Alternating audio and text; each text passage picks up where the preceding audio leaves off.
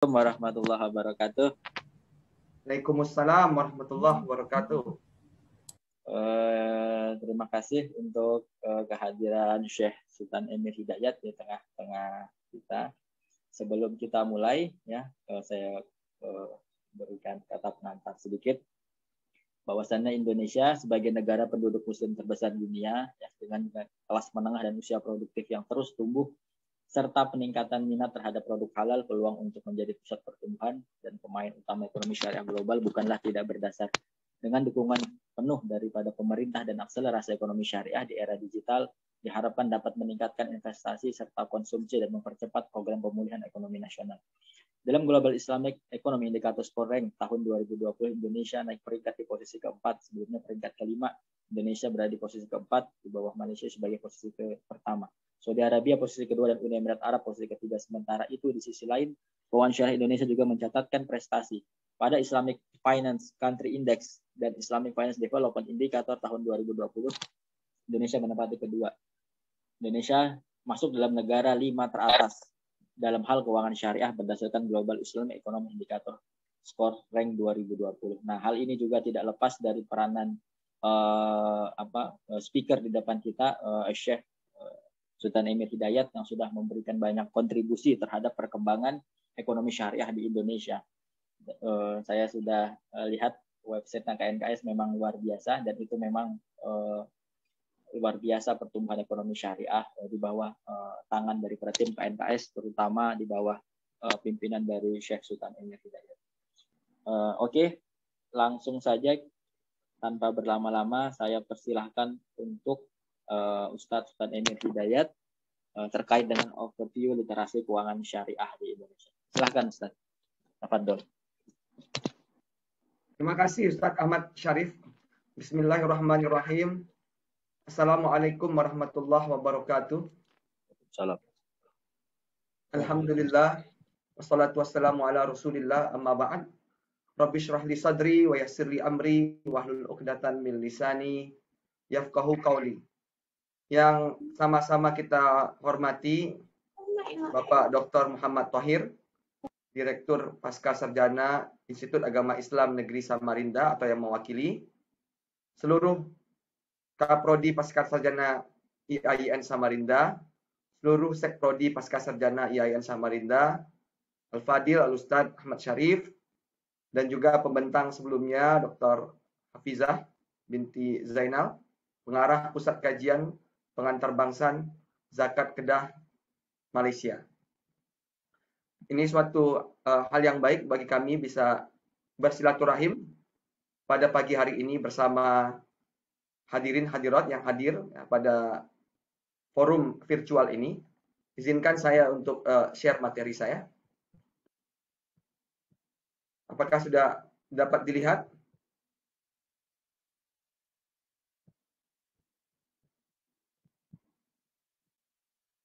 Sudah dapat dilihat? Sudah. Oke. Baik. Hari ini kita akan mendiskusikan overview tentang literasi ekonomi syariah Indonesia dan dunia. Ini outline-nya. Yang pertama kita akan lihat gambaran perkembangan ekonomi dan keuangan syariah global. Kemudian perkembangan dan kinerja ekonomi dan keuangan syariah di Indonesia. Kemudian perkembangan pendidikan dan literasi ekonomi dan keuangan syariah di Indonesia. Kemudian potensi dan peluang ekonomi dan keuangan syariah Indonesia, serta kelembagaan dan ruang lingkup strategis Komite Nasional Ekonomi dan Keuangan Syariah dan ekosistem ekonomi syariah. Pertama kita akan bahas tentang perkembangan ekonomi dan keuangan syariah global. Pada tahun 2019, menurut data yang dikeluarkan oleh The State of the Global Islamic Economic Report, total pengeluaran konsumen global untuk produk dan jasa halal itu berkisar sekitar 2,02 triliun US dollar. Dan untuk keuangan syariah berkisar 2,88 triliun. Perlu dicatat ya, kalau untuk di Indonesia itu total pengeluaran penduduknya untuk halal dan produk halal dan jasa halal itu berkisar 218,8 miliar atau billion ya US dollar. Artinya lebih dari 10% pengeluaran konsumen untuk produk halal, produk dan jasa halal di dunia itu berasal dari Indonesia. Memang wajar karena kita adalah negara dengan penduduk Muslim terbesar di dunia. Kemudian tren industri halal ini dari kesemua sektor yang tadi disebutkan itu alhamdulillah setidaknya per 2019 itu menunjukkan tren yang positif. Pertama terkait dengan makanan halal di mana ada kenaikan sekitar 3,1% dari tahun 2018. Begitu juga dengan aset keuangan syariah yang naik dari 2,52 triliun US dollar di tahun 2018 ke 2,88 triliun di tahun 2019. Yang terkait dengan Muslim Friendly Tourism atau perjalanan ramah Muslim itu juga naik ya sekitar 2,7% di tahun 2019. Begitu juga dengan pembelanjaan konsumen Muslim ya, pada busana Muslim ya, yang naik 4,2%. Memang di tahun 2020 ini ada kontraksi ya, terutama pada sektor pariwisata ramah Muslim ya, atau Muslim Friendly Tourism akibat pandemi COVID-19 yang kita alami di seluruh dunia. Di samping itu terkait dengan produk-produk farmasi halal itu juga naik ya sekitar 2,3%. Dan halal kosmetik ya yang naik juga sekitar 3,4% pengeluarannya di dunia. Setidaknya tahun 2018 ke 2019. Dan juga media bertema Islami. Media bertema Islami itu juga naik ya sekitar 3,7%. Artinya halal lifestyle ini sudah menjadi global phenomenon. Ya, jadi bukan hanya di Indonesia tapi di seluruh dunia. Tadi juga disampaikan oleh Ustaz Syarif ya terkait apa yang telah dicapai Indonesia di tahun 2020 yang berkat rahmat Allah Subhanahu wa taala. Alhamdulillah Indonesia secara perlahan ya menunjukkan tren yang positif ya. Kalau di tahun 2020 tahun lalu kita sudah berada di posisi keempat dalam Global Islamic Economy Report ya. Secara overall kita nomor 4. Sebelumnya kita nomor 5 di tahun 2019. Sebelumnya lagi kita nomor 10 tahun 2017 dan sebelumnya lagi nomor 11. Jadi ada ya tren yang positif yang kita tunjukkan.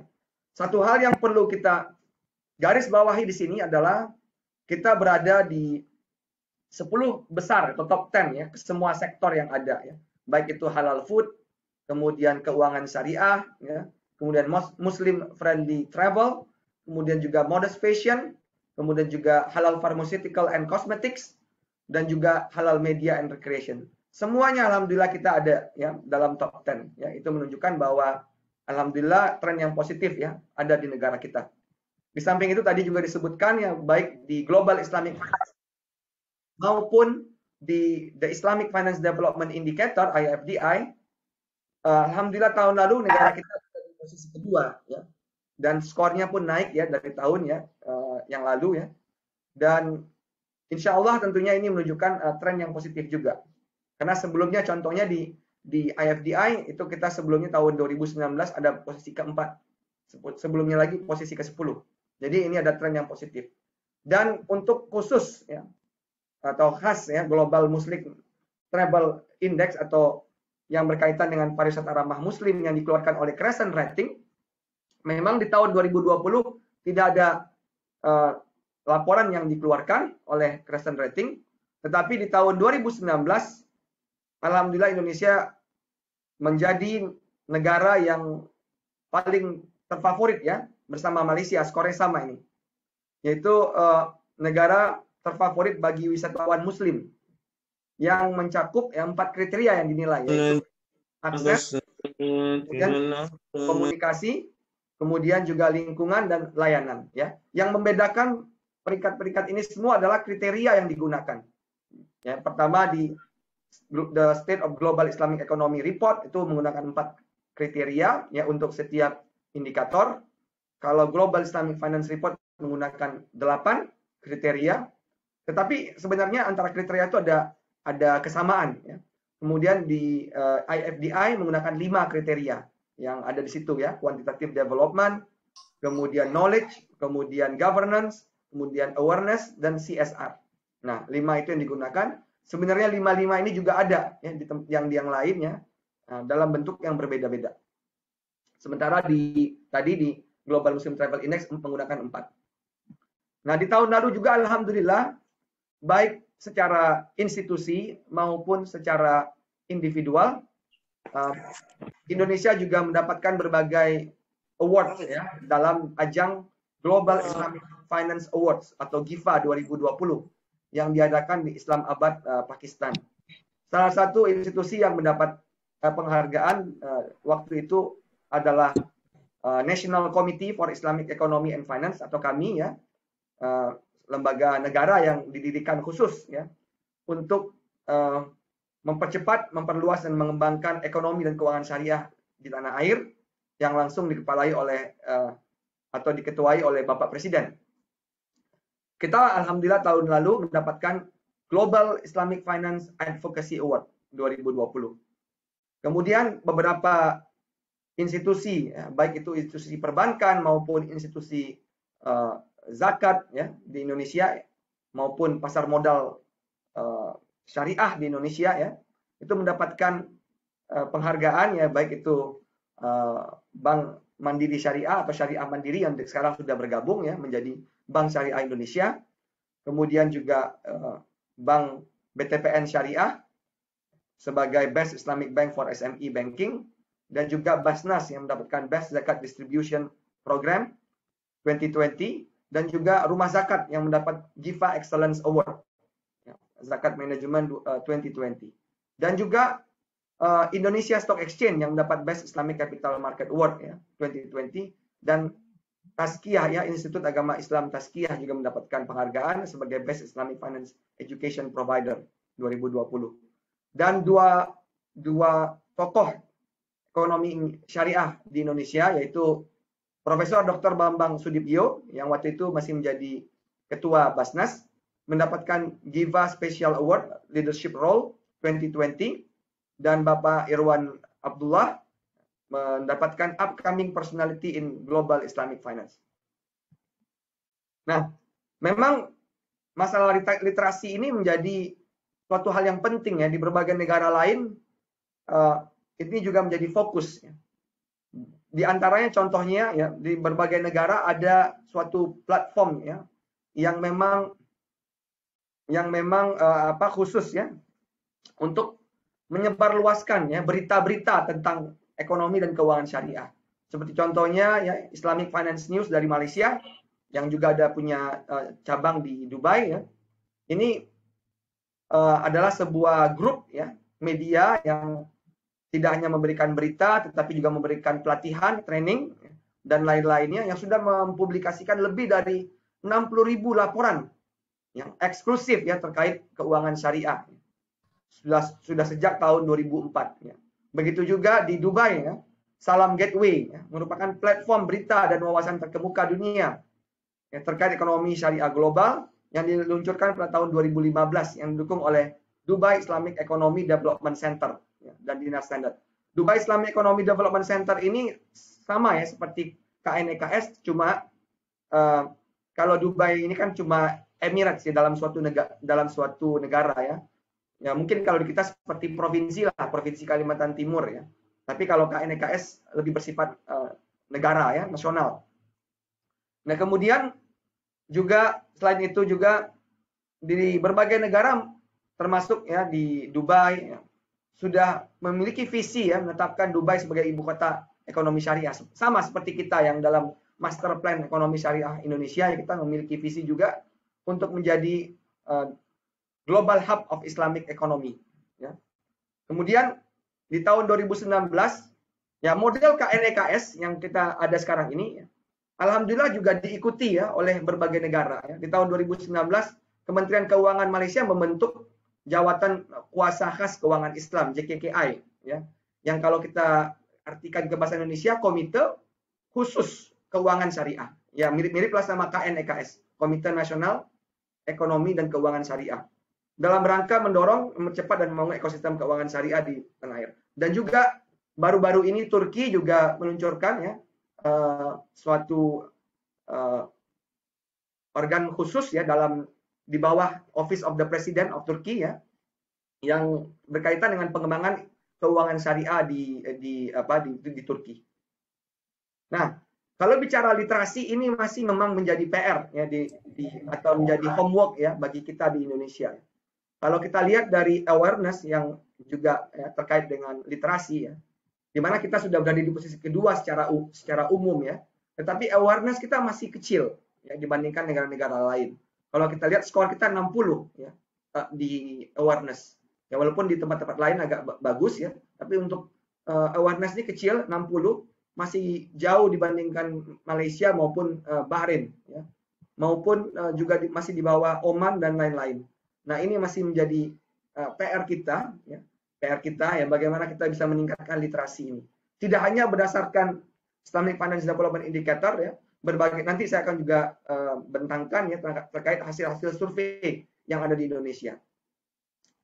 Bagaimana perkembangan dan kinerja ekonomi dan keuangan syariah di Indonesia? Secara reguler, walaupun di tahun lalu tidak ada ya karena ada COVID ya.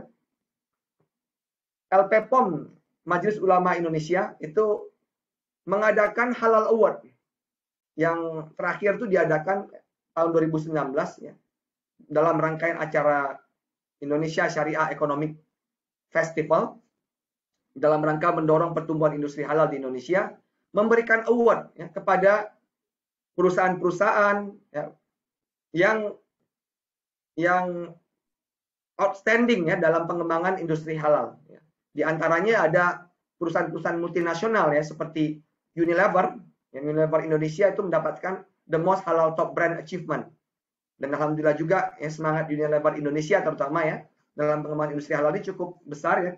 Baru-baru ini kita sudah lihat ya peluncuran ya the Center of Excellence for saya nggak lupa jadinya nih Muslim ya, for halal ini ya itu yang diluncurkan oleh Unilever bersamaan dengan KNEKS yang dihadiri langsung oleh Yang Mulia Bapak Wakil Presiden ya Republik Indonesia. Nah kemudian ada berbagai brand juga ya baik yang multinasional ya seperti KFC dan juga yang lokal ya yang memang spesifik ya untuk ekonomi dan keuangan syariah seperti Wardah ya yang mendapatkan halal top brand untuk kategori kosmetik dan juga Indomie tentunya ya, kategori mie instan dan lain-lainnya. Nah, dari sektor industri halalnya sudah cukup baik. Yang masih menjadi pokok kita yaitu PR kita itu adalah dari sisi keuangannya karena belum ada integrasi antara sektor keuangan dan sektor industri halal. Artinya bukan belum ada, masih kurang ya. Masih banyak pelaku industri halal yang produknya sudah bersertifikasi halal, tetapi ketika kita lihat pembiayaannya masih menggunakan pembiayaan dari yang konvensional, belum menggunakan keuangan syariah ya, atau keuangan Islam. Oleh karena itu per Desember walaupun menunjukkan tren yang semakin membaik, pangsa pasar atau market share keuangan syariah ya di Indonesia itu baru berkisar 9,89%. Ya kalau kita bulatkan 9,9%, artinya atau let's say 10%, masih 90% itu masih konvensional ya yang membiayai pembangunan ekonomi ini. Ya. Keuangan syariah ini terdiri dari perbankan syariah, industri keuangan non bank syariah yaitu asuransi syariah, insurance ya. Kemudian juga ada jaminan syariah, penjaminan syariah, pegadaian syariah dan juga fintech syariah dan lain-lain. Dan pasar modal syariah yang terdiri dari sukuk ya, reksadana atau mutual fund di luar saham. Nah, kalau untuk saham ini perlu kita juga syukuri lebih dari 50% saham yang terlist dalam Bursa Efek Indonesia, baik dari segi jumlah maupun dari market capitalization, itu sudah syariah compliant. Ya. Jadi makanya tadi alhamdulillah IDX itu mendapat penghargaan dalam GIFA ya karena memang lebih dari 50% saham yang ada di Bursa Efek Indonesia itu sudah memenuhi kriteria syariah compliant. Nah, memang untuk yang lainnya untuk sukuk dan reksadana masih perlu kita tingkatkan.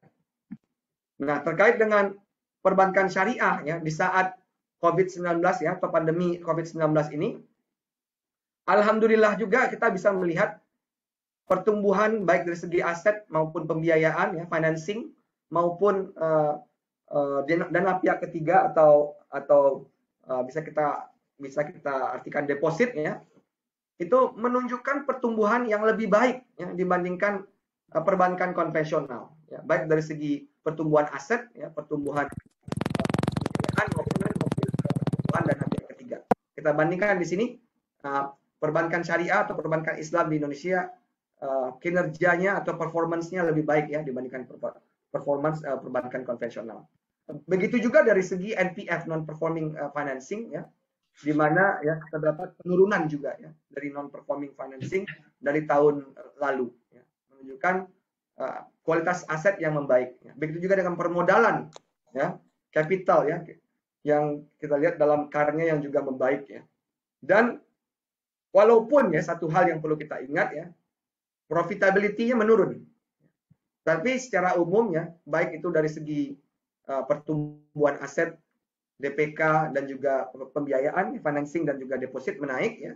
Resiko juga menurun, liquidity juga membaik, atau likuiditas cukup, yang mencukupi, namun memang profitability-nya atau profitabilitasnya menurun, ya, karena COVID ini. Nah, dari industri keuangan non-bank yang terdiri dari asuransi syariah, ya, takaful, ya, dana pensiun syariah, pension fund, ya, kemudian pembiayaan syariah, dan kemudian juga fintech syariah dan LJKK syariah. Alhamdulillah, ya, menunjukkan juga pertumbuhan yang lebih tinggi dibandingkan konvensional, walaupun, ya, pangsa pasarnya masih jauh, ya, masih sekitar 4,38%. Nah, pasar modal tadi saya sudah diskusikan, ya, bahwa lebih dari 50%, ya, yang ada, ya, pasar modal yang di saham itu sudah syariah compliant, dan kinerjanya kalau kita lihat dari ini perubahan lowest to year end, ya, itu juga lebih baik, ya, dibandingkan konvensional, ya. Kalau yang Islamic itu perubahannya sekitar 53-67%, dan yang konvensional sekitar 51,8%, ya, dan itu positif.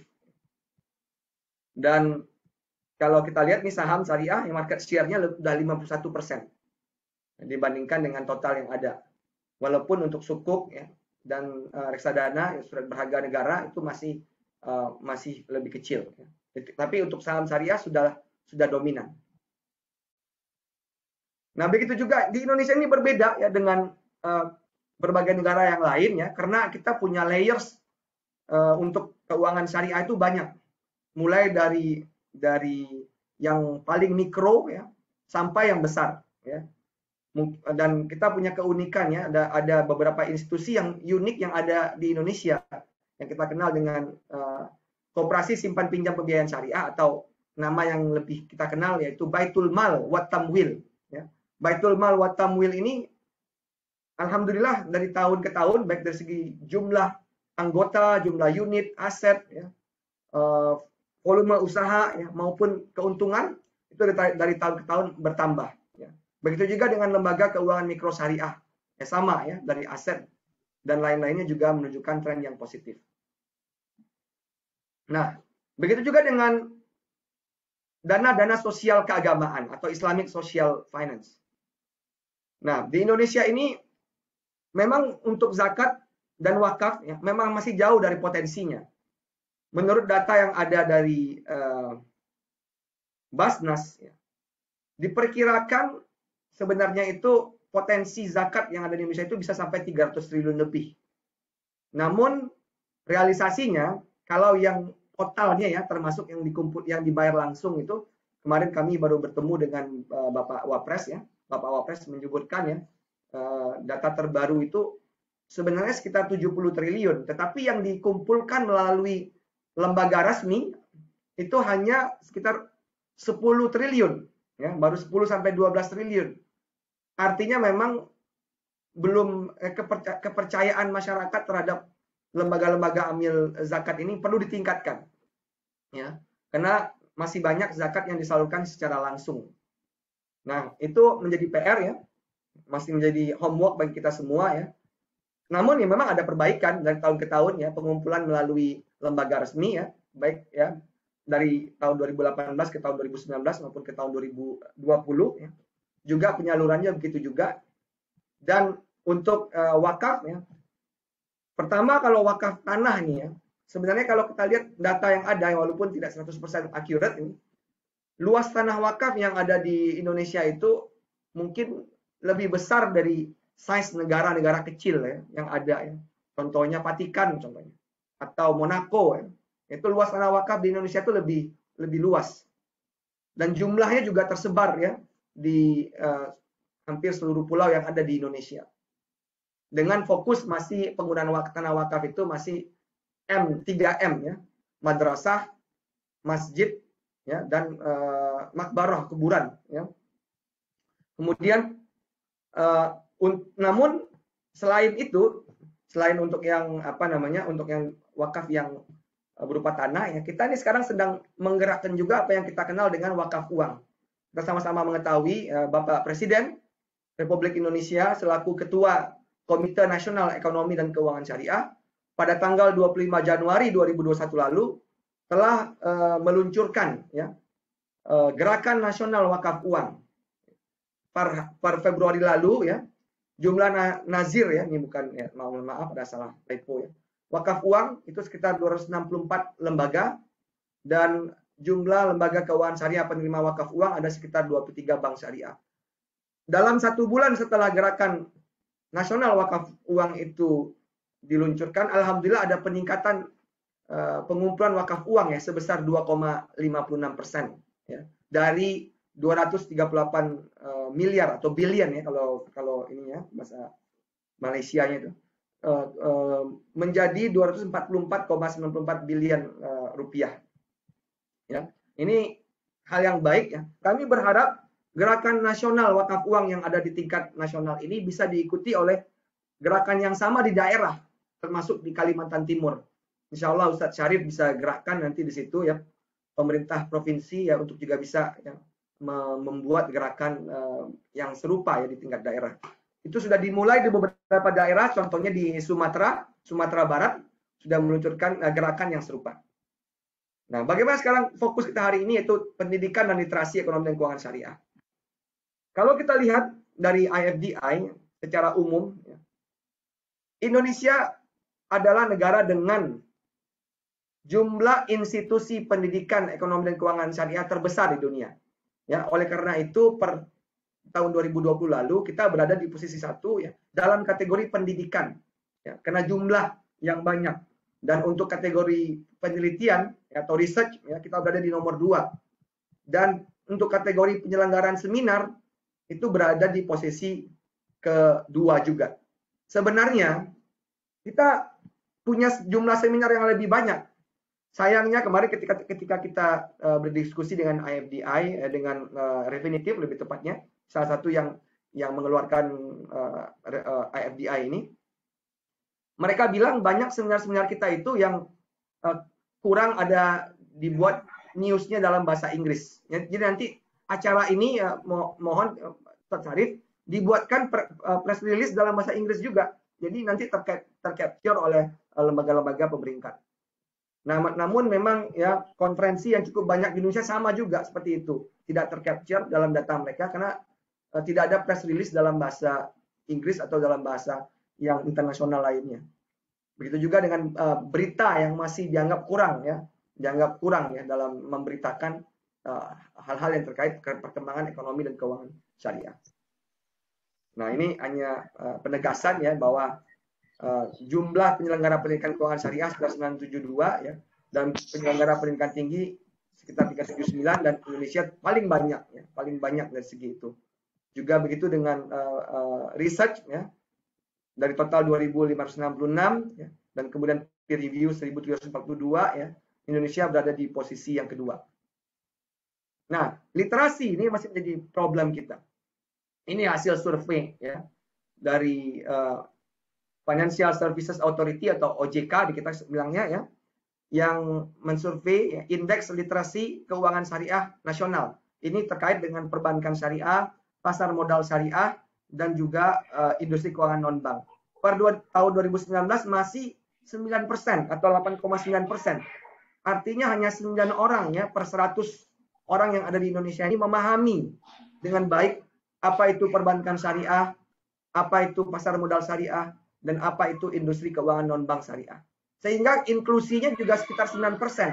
Karena antara literasi dan inklusi ini banyak kajian ya yang sudah membuktikan secara empiris ya bahwa mereka itu berkorelasi ya. Semakin membaik antara literasi, maka inklusi juga semakin membaik.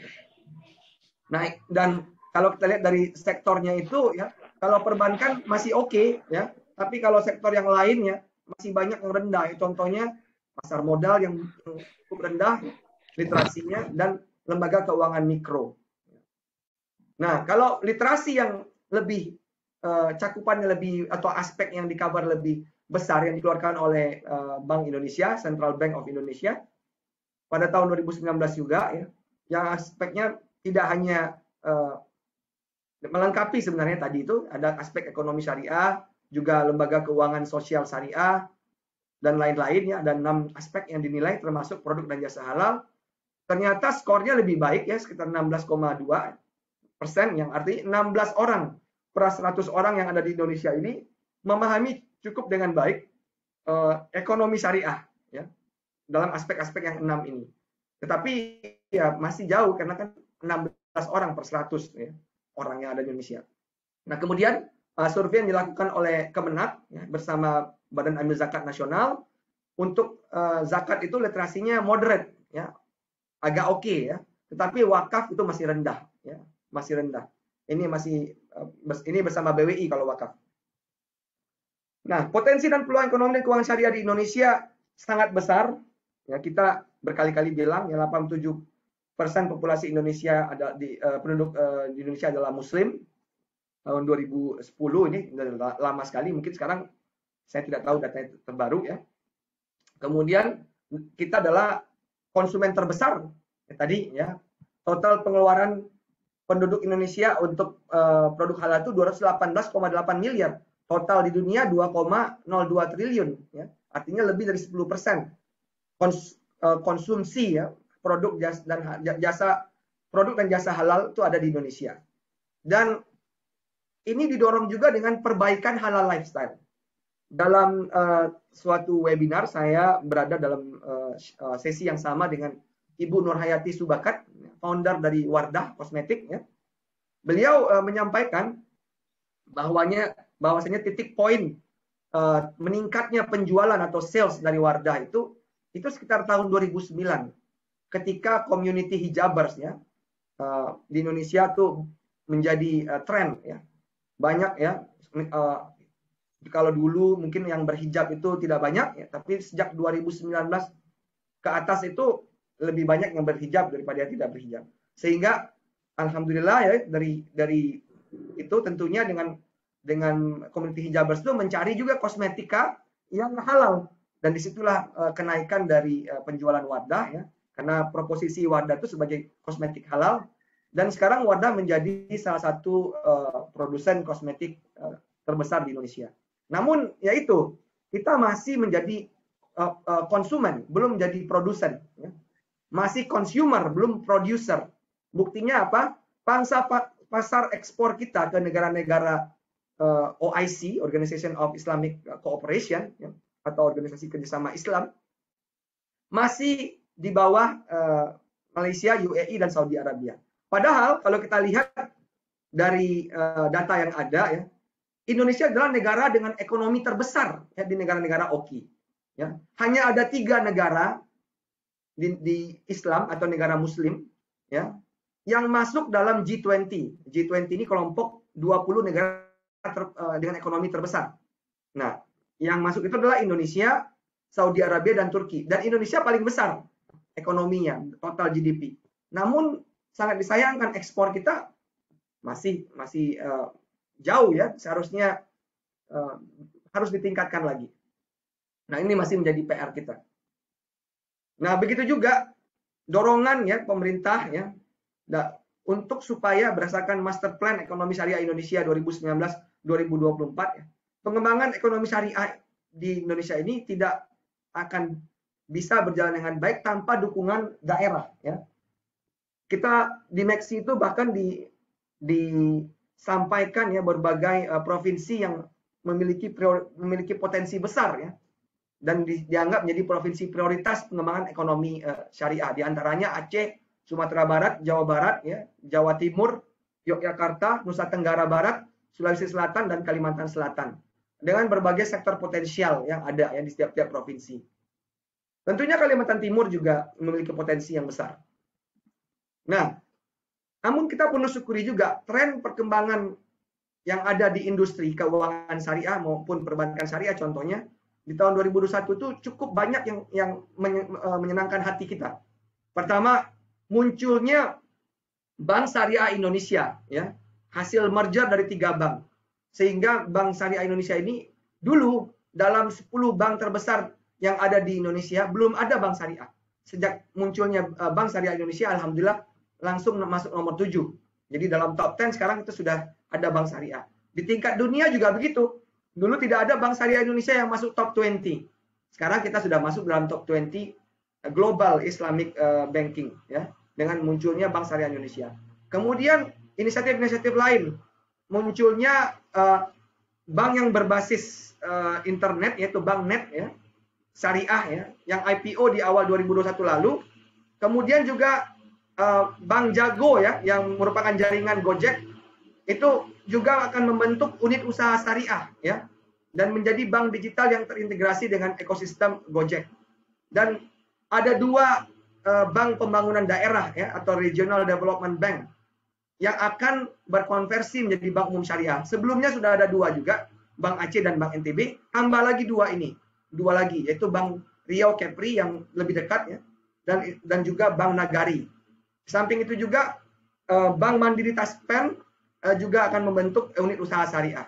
Jadi tren-tren yang ada di perbankan syariah itu pertama konsolidasi, ya, memperbesar, ya, merger, ya, acquisition juga ada, ya, di mana tidak hanya Bank Syariah Indonesia, tetapi juga BCA, ya, membeli Robobank, kemudian Robobank yang atau interim bank ini digabung dengan BCA Syariah, sehingga BCA Syariahnya menjadi lebih besar. Ya. Kemudian juga ada optimalisasi sinergi dengan Bank Induk, ya, melalui POJK yang ada, dan tren dalam digitalisasi. Dan kemudian kita juga dorong karena ada adanya kewajiban spin-off, ya, menurut undang-undang pada tahun 2023 untuk perbankan, 2024 untuk asuransi. Maka kita sedang dorong agar adanya penyesuaian kebijakan ini supaya menjadi corporate action, ya. Kami sudah banyak berdiskusi dengan berbagai pemangku kepentingan, ya, baik itu otoritas jasa keuangan, dan kami ingin mencoba memasukkan penyesuaian ini dalam rancangan undang-undang pengembangan dan penguatan sektor keuangan yang diusung oleh Badan Kebijakan Fiskal Kementerian Keuangan. Samping itu di Aceh, di Provinsi Aceh khusus, tahun ini adalah tahun terakhir semua lembaga keuangan yang ada di Aceh mesti syariah. Maka tahun 2022 nanti tidak ada lagi lembaga keuangan konvensional di Provinsi Aceh. Dan tadi juga sudah sampaikan, ya, tentang potensi zakat yang sampai 327 triliun itu, tapi pengumpulannya masih jauh, ya, dari harapan di berbagai aspek. Ya. Padahal menurut World Giving Index, Indonesia penduduknya dianggap sebagai salah satu yang paling dermawan di dunia. Ya, itu juga terlihat, ya. Dan juga dari segi wakaf uang, ya, yang potensinya menurut BWI 180 triliun, atau mungkin dari riset-riset yang dilakukan sedikit lebih rendah, ya. Yang terakhir itu, ya, ada sekitar 11,6 triliun, ya, dari Unpad dan OJK. Sebelumnya ada Nur, ya, 120 triliun, Nizar 11,82 triliun, maupun Nasution dan Hasanah 3 triliun. Nah, kelembagaan dan ruang lingkup strategis KNEKS dan ekosistem ekonomi syariah. Alhamdulillah dari tahun ke tahun pemerintah Republik Indonesia semakin berkomitmen, ya, dalam mengembangkan ekonomi dan keuangan syariah. Mulai dari diluncurkannya Master Plan Arsitektur Keuangan Syariah Indonesia yang disusun oleh Badan Bappenas, ya. Kemudian salah satu rekomendasi dari Master Plan itu adalah untuk dimunculkannya lembaga negara yang khusus, ya, menangani keuangan syariah waktu itu, maka Bapak Presiden meluncurkan Komite Nasional Keuangan Syariah tahun 2016. Kemudian tidak cukup hanya keuangan dalam suatu rapat atau plenary meeting yang langsung dipimpin oleh Bapak Presiden. Bapak Presiden menyatakan Indonesia tidak hanya cukup untuk fokus ke keuangan. Justru yang potensi Indonesia itu di ekonomi sektor realnya, di industri halalnya. Maka disusunlah master plan yang kedua yang disebut Master Plan Ekonomi Syariah Indonesia yang lebih komprehensif, yang kemudian kami turunkan oleh di manajemen eksekutif Komite Nasional Ekonomi dan Keuangan Syariah dalam rencana aksi apa yang harus dilakukan tahun 2019, 2020, 2021 sampai 2024. Rencana aksi ini kami namakan Rencana Implementasi Pengembangan Ekonomi Syariah Indonesia 2019-2024. Karena nama komite KNKS tidak sesuai lagi dengan mandat yang diberikan, maka tahun 2020 lalu KNKS bertransformasi menjadi KNEKS atau Komite Nasional Ekonomi dan Keuangan Syariah, ditambahkan ekonominya. Ini struktur dari KNEKS, yaitu ada unsur pimpinan di sini yang langsung diketuai oleh Presiden Republik Indonesia dan wakil ketua yaitu ketua harian, kemudian sekretarisnya adalah Menteri Keuangan, kemudian anggotanya ada 16 yang terdiri dari menteri dan kepala lembaga Sekarang alhamdulillah di berbagai kementerian dan lembaga itu sudah ada paling kurang unit setara eselon 2 di beberapa, belum semua tapi sudah ada yang khusus menangani ekonomi atau keuangan syariah. Dalam Kementerian Perekonomian ada eselon 2 yang ASDEP atau Asisten Deputi yang khusus untuk keuangan syariah.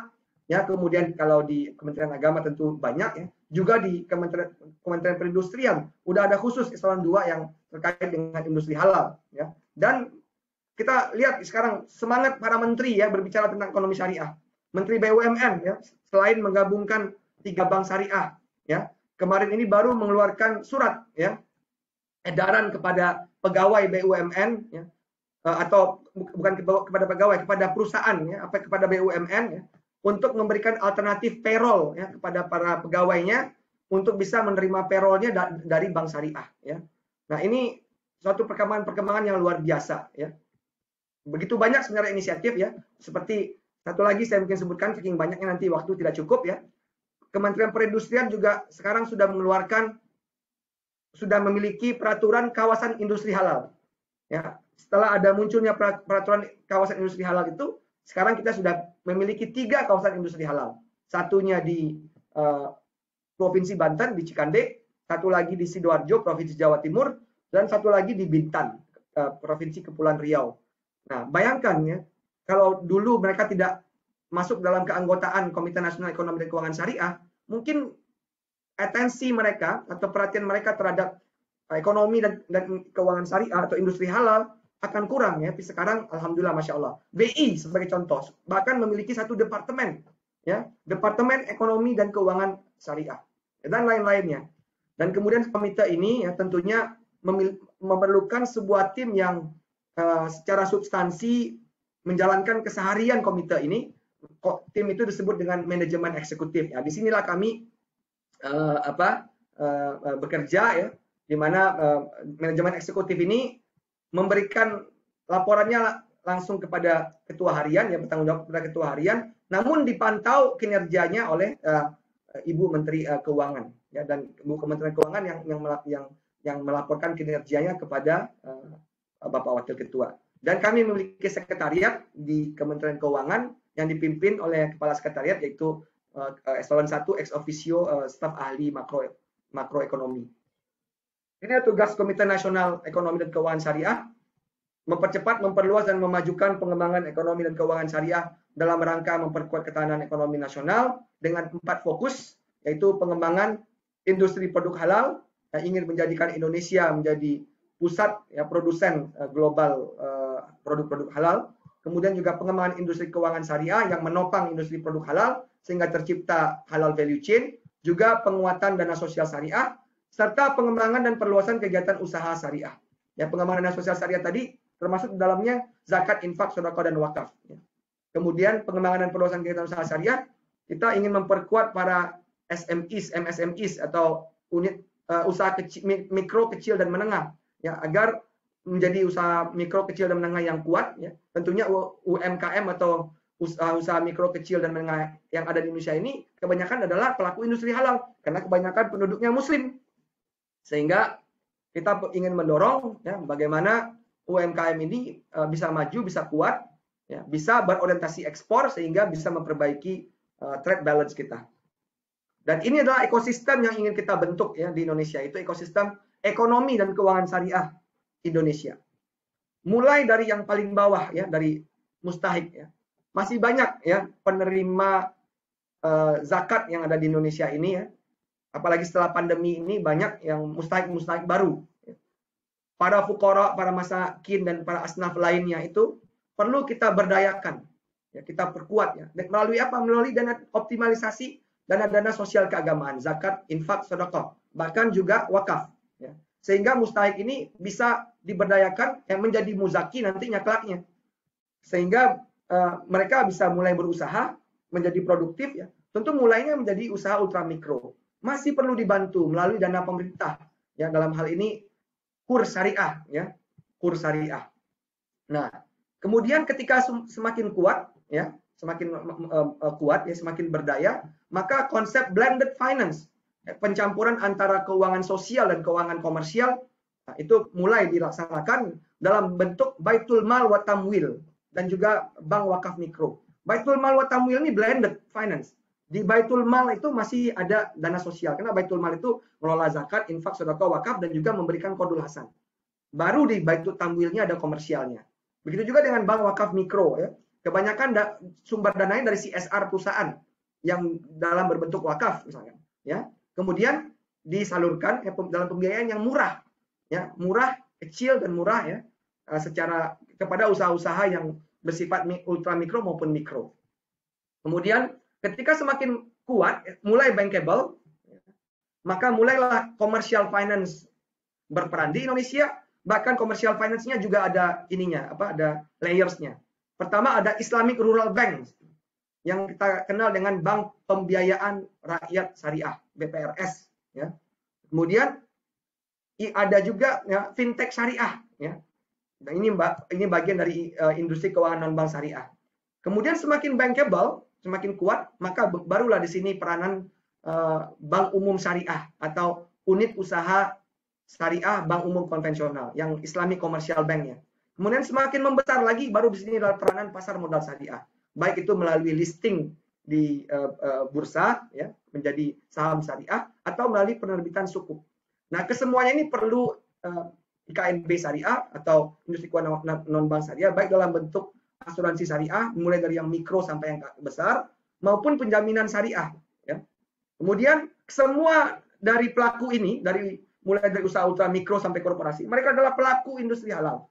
Maka perlu disiapkan infrastruktur industri halal, baik itu kawasan industri halal. Saya tadi sudah jelaskan, kita sudah punya 3 kawasan industri halal sekarang. Kemudian perlu diperkuat laboratorium halal agar produk-produk yang inovatif muncul, yang tidak hanya inovatif tetapi juga pengganti bahan baku non halal, substitusi bahan baku non halal, dan juga berbahan baku lokal, ya, mengurangi impor. Kenapa ada bahan baku pengganti non halal? Ternyata dari obat-obatan yang ada di Indonesia ini, walaupun kalau yang di luar itu sudah ada sertifikasi halalnya, yang di dalam itu ternyata masih ada komponen non halalnya. Tentang yang ada gelatin, ya, masih terbuat dari komponen non halal. Begitu juga dengan pelabuhan, ya. Pelabuhan, ya, logistik halal, memastikan dari setiap rantai supply itu terjamin kehalalannya, tidak ada kontaminasi. Nah, kesemuanya itu mulai dari input sampai penjualan dan untuk memenuhi pasar domestik dan pasar global. Dan perlu dukungan komunitas, karena di Indonesia ini beda dari negara-negara lain. Ekonomi dan keuangan syariahnya itu community driven, bukan government driven. Ya, kalau di negara-negara lain lebih banyak government driven, kalau di Indonesia ini community driven. Nah, tentu perlu dukungan dari lembaga Islam, ormas, ya, para pesantren yang jumlahnya 28.000, masjid yang jumlahnya 800.000 lebih, ya, asosiasi kelompok usaha rakyat dan lain-lain. Dan tentunya untuk ekosistem ini berjalan perlu human capital yang kuat, ya, SDM, ya, sumber daya manusia, research and development, terutama untuk halal science tadi yang kita sudah diskusikan. Ya, regulation. Nah, di sini kita sekarang sedang menyusun rancangan undang-undang ekonomi syariah. Sudah masuk ke dalam prioritas prolegnas, saya lupa kepanjangannya apa. Tetapi belum masuk prioritas 2021. Kita suarakan bersama-sama, mudah-mudahan bisa masuk 2022. Brand, ya, kita sudah punya, Indonesia sudah punya brand ekonomi syariah. Siapa yang meluncurkan brand ekonomi syariah? Bapak Presiden langsung sebagai ketua KNKS. Dan sudah dipakai pada hari ini, baik di dalam slide saya, ya, ini adalah brand kita, dengan tagline kebaikan untuk semua, dan juga dalam flyer acara-acara. Dan kita sudah pentingnya teknologi digital, dan juga tadi ya, awareness dan literasi menjadi penting. Dan ini berapa lama lagi waktu saya nih Pak Syarif? Masih banyak kan nih? Ya, masih ada kira-kira 10 menitan lagi. Oke. Saya buat singkat aja nih. Nah, dalam master plan kita, dalam master plan ekonomi syariah Indonesia ya 2019-2024 ya, di mana kita memiliki visi ya, yaitu ingin menjadikan Indonesia yang negara yang mandiri, makmur dan madani dengan menjadi pusat ekonomi syariah terkemuka di dunia. Ada 4 strategi utama. Yang pertama adalah penguatan halal value chain ya, agar antara industri halal dan keuangan syariah itu tergabung juga. Yang kedua adalah penguatan keuangan syariah. Kemudian yang ketiga adalah penguatan usaha mikro, kecil dan menengah, dan penguatan ekonomi digital. Ya. 4 strategi utama ini diharapkan mampu mewujudkan visi Indonesia ya, untuk menjadi negara yang madani, mandiri, makmur dan madani dengan menjadi pusat ekonomi syariah terkemuka di dunia. Kemudian ditambah lagi dengan 4 strategi dasar, yaitu peningkatan kesadaran publik, ya, termasuk di dalamnya literasi, peningkatan kuantitas dan kualitas sumber daya manusia. Jadi literasi ini bagian dari strategi dasar ya, ekonomi syariah Indonesia. Ya. Kemudian penguatan kapasitas riset, ya, research, ya, R&D, research and development.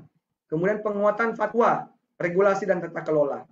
Nah ini diharapkan bisa mewujudkan visi. Nah tadi master plan itu kita turunkan ke dalam rencana aksi apa yang dilakukan tahun 2019, 20, 21, 22, 23, 24. Kemudian muncul juga buku kerja. Buku kerja ini mendetailkan 30 program kerja prioritas ya, Komite Nasional Ekonomi dan Keuangan Syariah. Artinya pemerintah program kerja prioritas ekonomi syariah Indonesia. Karena KNKS adalah bagian dari pemerintah.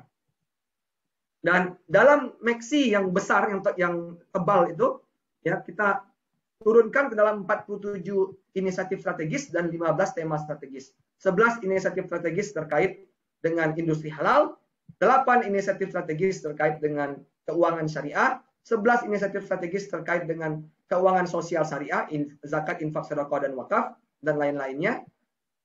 Sekitar 10 inisiatif strategis terkait dengan promosi, literasi, ya, penguatan undang-undang, ya. Sekitar 7 inisiatif strategis terkaitan dengan pendidikan dan riset.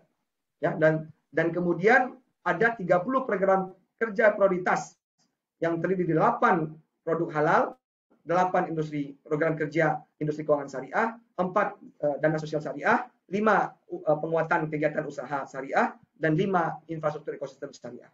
Dan salah satu dari 5 fokus ya atau program kerja prioritas di infrastruktur ekosistem syariah itu terkait dengan aspek literasi, ya, peningkatan literasi ekonomi dan keuangan syariah. Nah, ini sama tadi ya. Nah, begitu juga dengan yang berkaitan dengan zakat ya, strategi untuk peningkatan pengumpulan dan juga penyaluran zakat itu kita sedang menggagas apa yang kita kenal dengan zakat berbasis wilayah.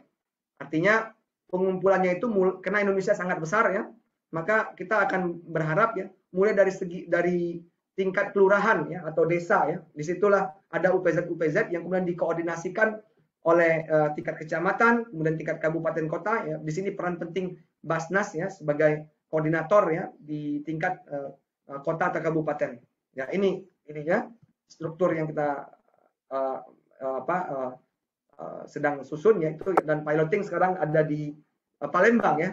Basnas ya kabupaten atau kota. Kemudian ada koordinator di tingkat kecamatan, ya. Kemudian ada unit pengumpul dan penyalur ya, UPZ ya di di level kelurahan, bahkan sampai ada satuannya di level RT, ya, bahkan di level masjid. Nah, dengan gerakan sosial berbasis masyarakat melalui instrumen zakat infak sedekah, yang kita harapkan apa? Zakat yang dikumpulkan di kelurahan A akan disalurkan ke mustahik di kelurahan A. Ya, muzaki kelurahan A, mustahik kelurahan A. Sehingga kenapa orang kebanyakan membayar langsung? Karena mereka ingin membayar yang ke yang terdekat. Yang sangat disayangkan kadang-kadang mereka tidak mau melalui lembaga resmi. Dengan pendekatan ini kita harapkan mereka mau membayar zakat kepada lembaga resmi dan mereka bisa tahu bahwa zakat yang mereka bayarkan itu diserahkan kepada orang yang terdekat dalam kelurahan yang sama. Ya, karena memang tanggung jawab kita terhadap tetangga juga ya. Nah, diharapkan dengan itu meningkatkan kepercayaan mereka untuk membayar zakat kepada lembaga resmi. Itu yang kita harapkan. Dan tentunya semua terintegrasi dalam platform digital yang transparan, ya, semua orang bisa melihat ya kepada zakatnya dan lain-lain, akuntabilitasnya tinggi, sehingga ini yang diharapkan bisa meningkatkan kepercayaan masyarakat untuk berzakat kepada lembaga yang resmi. Nah, yang terkait literasi dari segi kurikulum ya di pendidikan tinggi ya di universitas ya kita sudah menyusun ya apa yang kita sebut dengan kerangka acuan akademik, program studi S1 Ekonomi Syariah yang sudah membuat learning outcome yang sama ya untuk semua prodi Ekonomi Syariah S1 ya.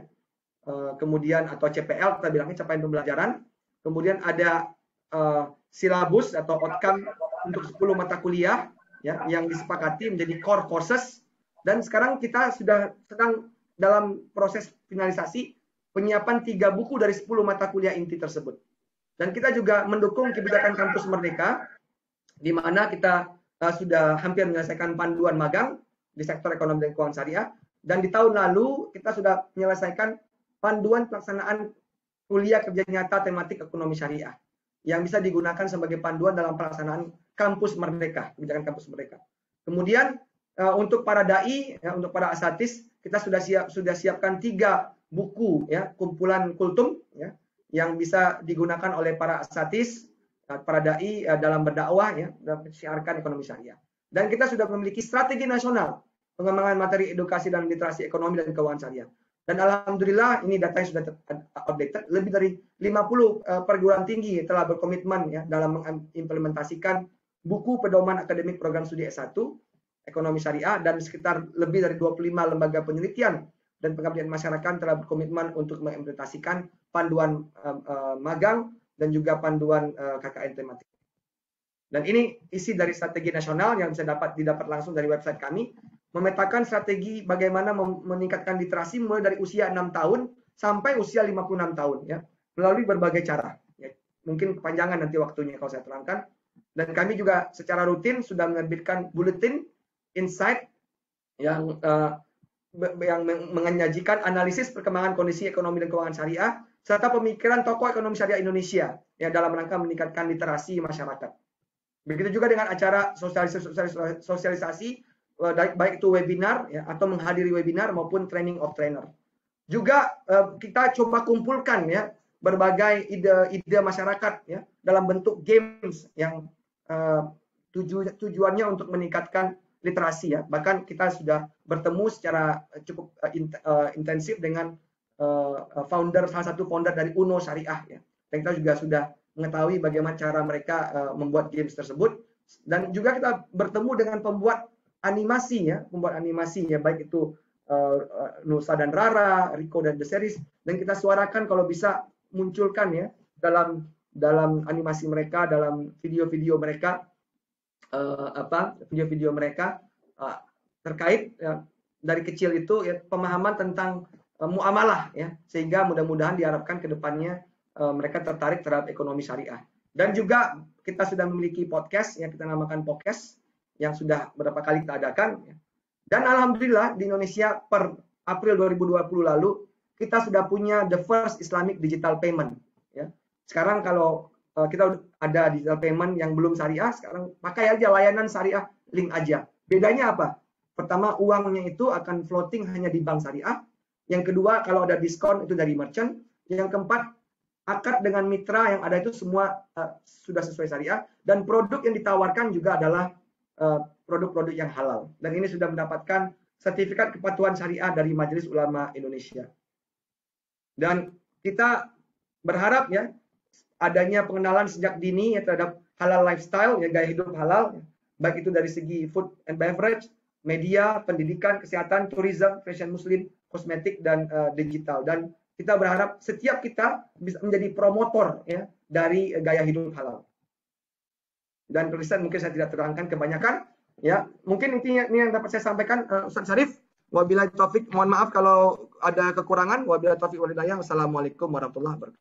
Waalaikumsalam warahmatullahi wabarakatuh. Terima kasih Ustadz Sultan Emir Hidayat.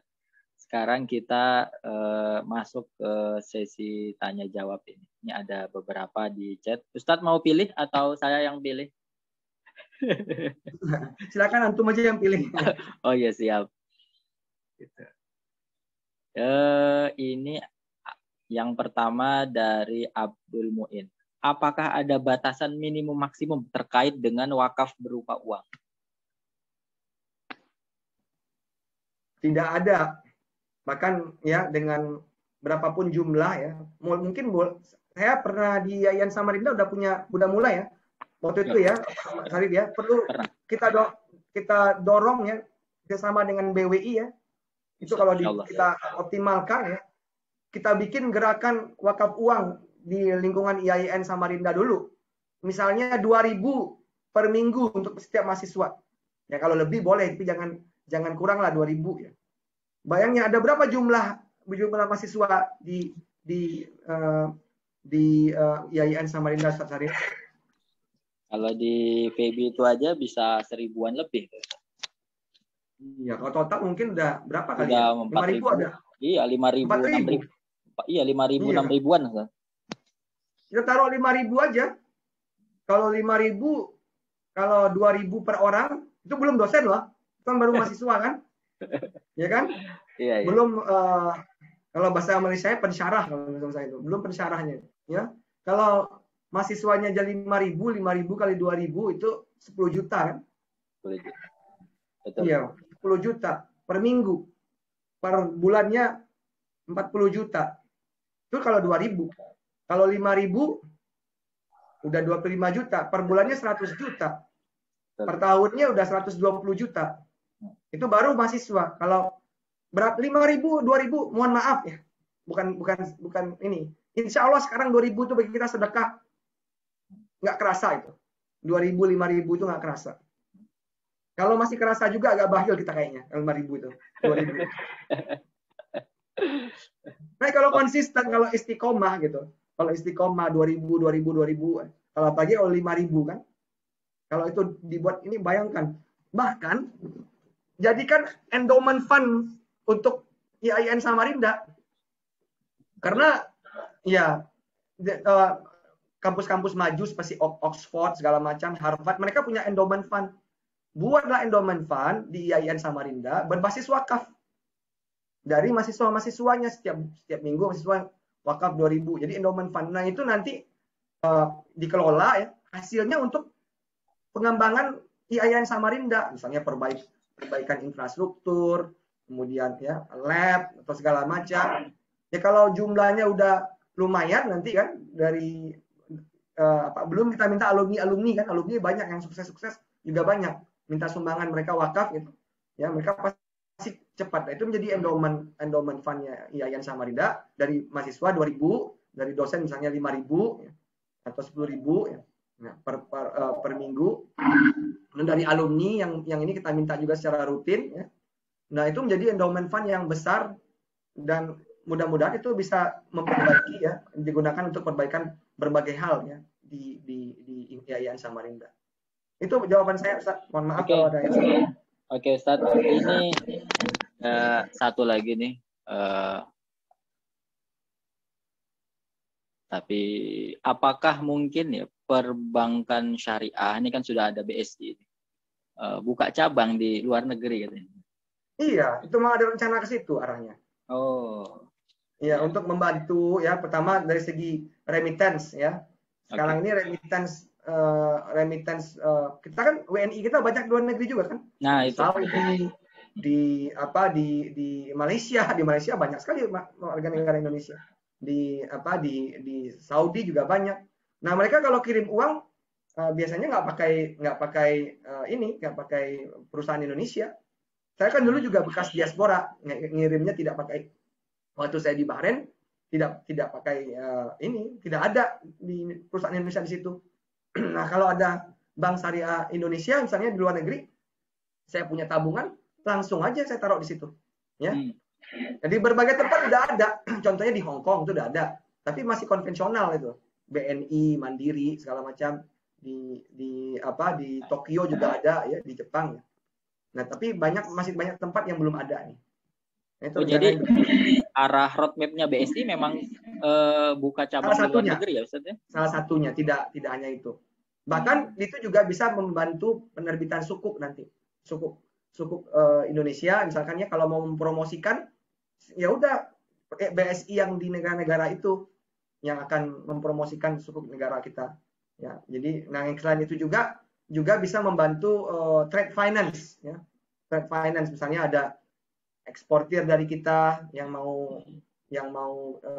mengekspor ke sana gitu, dan lain-lain. Ya, itu bisa letter of credit-nya. Ya betul, trade finance-nya, letter of credit, letter of guarantee, ya, itu bisa. Oke. Ini ada lagi yang nanya, Ustaz. Bagaimana pengembangan dalil terkait wakaf uang, sedangkan wakaf uang itu sifatnya harus mu'abbad? Ini saya aja yang jawab ini. Kalau wakaf uang itu sifatnya bukan hanya mu'abbad ya. Jadi menurut Imam Zuhri, Muqtadif, mazhab Hanafi, Syafi'i ya, dari sebagian Syafi'i dari jalur Abu Saur ya. Itu manfaat itu ada dua, ada mu'abbad, ada juga ada mu'aqqad. Gitu ya.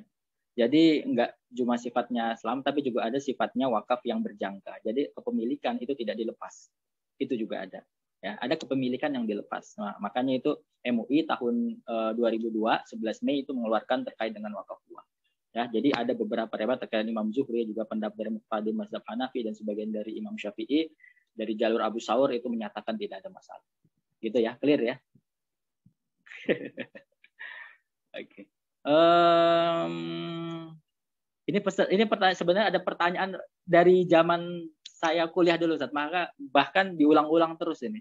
Ini nggak tahu nih bakal kita jawab atau enggak. Apa perbedaan bank syariah dengan bank konvensional? Itu terulang terus itu. Wow. Itu tugasnya Ustaz Syarif sebenarnya. Itu terulang terus ya. Iya. Tapi coba kita lihat ya tadi itu ya. Kalau bicara misalkan bank syariah, bank syariah itu pasti hanya dibolehkan memberikan pembiayaan kepada ya usaha-usaha yang halal. Kalau bank konvensional dia bebas selama dia legal, bukan ilegal ya, legal. Walaupun dia tidak halal, boleh-boleh aja. Contohnya bank konvensional mau membiayai perusahaan pembuat khamar, ya. Boleh nggak? Khamar yang legal ya, yang ini boleh-boleh aja. Ya, tapi kan nggak mungkin bank syariah melakukan itu, ya, memberikan pembiayaan. Contohnya pembangunan diskotik, ya, yang legal ya, nggak mungkin bank syariah memberikan pembiayaan ke situ. Itu pertama. Yang kedua, dia dijalankan dengan konsep yang berbeda, ya, menukar jual beli, pinjam meminjam berbasis bunga dengan jual beli, kemudian bagi hasil dan lain-lain. Jual beli dan pinjaman ini jelas berbeda. Yang pertama namanya juga beda, satu pinjaman, satu jual beli. Dalam pinjaman yang ada itu cuma uang ke uang. Saya pinjamin uang Ustaz Syarif, buat Ustaz Syarif balik ke saya, uang lagi. Ada nggak barang di situ? Ada barang nggak? Tidak ada barang. Barang itu nggak suatu yang wajib. Kalau dalam pinjam meminjam tuh nggak ada, saya kasih uang, balik lagi uang. Nah, sementara kalau dalam jual beli ada komoditas di tengah-tengahnya. Ya, uang menjadi komoditas, menjadi uang kembali. Itu yang pertama. Jadi kalau bank itu jual beli, dia harus membeli dulu barangnya kemudian jual. Itu pertama. Yang kedua, dari segi bahasa. Ya. Pertama, kenaikan ada tambahan ya yang berasal dari pinjaman. Kita sebutnya apa kalau bahasa Indonesia ini? Ada pinjaman, ada tambahan. Sebutannya apa nih? Apa coba? Ada yang bisa jawab? Ada pinjaman, terus ada tambahan dari pinjaman itu. Disebut apa? Ya, kalau bahasa Indonesia bunga kan? Bunga. Pinjaman ada tambahan bunga. Di bahasa Inggrisnya itu ini interest. Kalau di bahasa Arabnya faidah. Ya. Nah, kalau misalkan ya ada jual beli, ada keuntungan, kita sebut apa? Ada tambahan, sorry, bukan keuntungan. Tambahan saya langsung kasih jawaban tuh. Ya. Ada tambahan dalam jual beli. Kita sebut apa? Laba, keuntungan. Laba atau untung. Ya. Untung atau laba. Bahasa Inggrisnya juga gitu, profit. Bahasa Arabnya ribhun. Ya. Iya. Dibedakan gitu. Dibedakan. Nggak sama gitu. Nggak sama. Kemudian yang berikutnya, dalam pinjaman yang berbasis bunga, kalau ada penangguhan waktu, misalnya si A harusnya bayarnya setahun, ya, tapi nggak sanggup, minta tambah 2 tahun. Bunganya nambah nggak?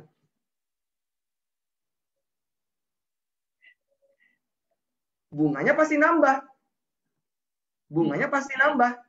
Nah, kalau dalam jual beli harga udah ditetapin, ya, harga udah ditetapin nih, ya. Kemudian tapi jual beli cicil nih, jual beli cicil, ya. Si penyicil, ya, ternyata di tahun pertama di akhir itu nggak sanggup, ya, memenuhi kewajibannya, karena benar-benar dia ada misalnya COVID gitu, ya, minta penangguhan 1 tahun. Boleh nggak harganya berubah, naik gitu harganya?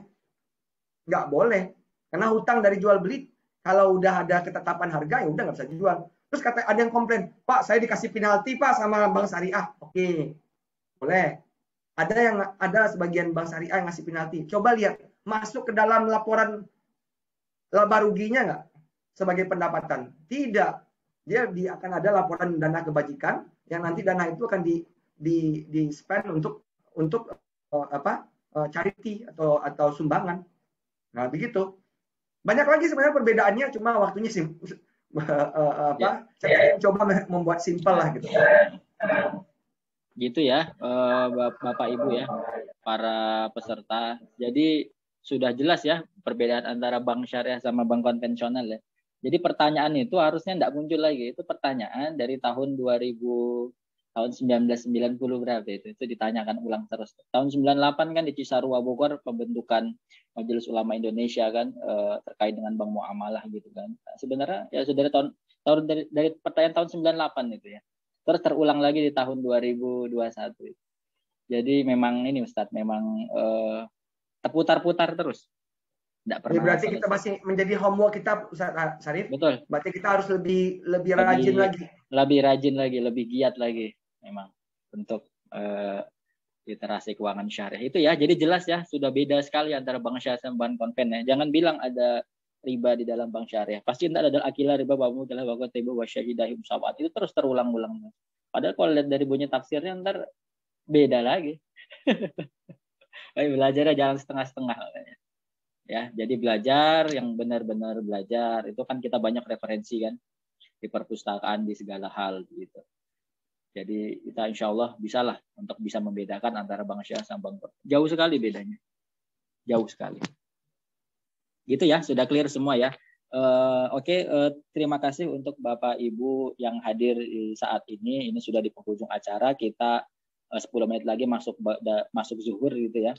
Jadi kita harus akhiri webinar hari ini. Saya ucapkan terima kasih sekali lagi kepada Ustadz Sultan Emir Hidayat atas ilmunya juga, dan alhamdulillah saya sempat nanyakan terkait dengan perbedaan perbankan syariah dan konvensional. Itu langsung Ustadz Sultan Emir langsung menjawab gitu. Itu sudah pukulan telak untuk siapapun yang mendengar bahwasannya memang benar-benar beda antara perbankan syariah dan perbankan konvensional seperti itu.